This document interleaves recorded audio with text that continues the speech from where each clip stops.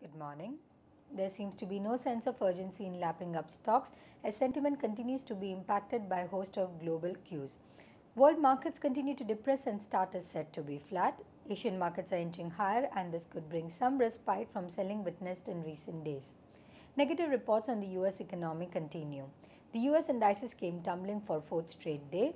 President Obama will discuss the fiscal cliff with Republican and Democratic leaders of Congress. Data on Thursday showed new claims for unemployment benefits rose last week. Factory activity shrank in November on account of Superstorm Sandy.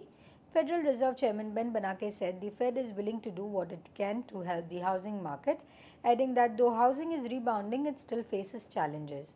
Meanwhile, the Eurozone has officially slipped into recession in the third quarter. Growth among the 17 Euro countries was reported shrinking 0.1%. The change of guard in China saw Communist Party naming its next 7 leaders.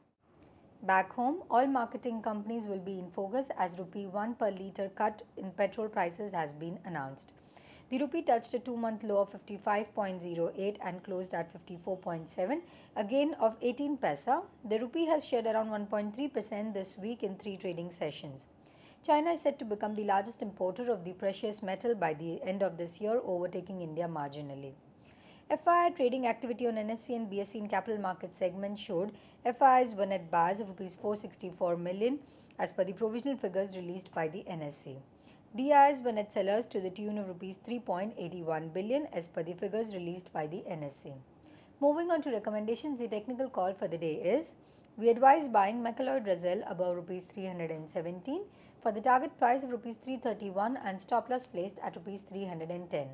Our derivative strategy for the day is long power grid November futures at Rs 119 for the target price of Rs 124 and stop loss placed at Rs 117. Thank you. Wish you have a great day ahead.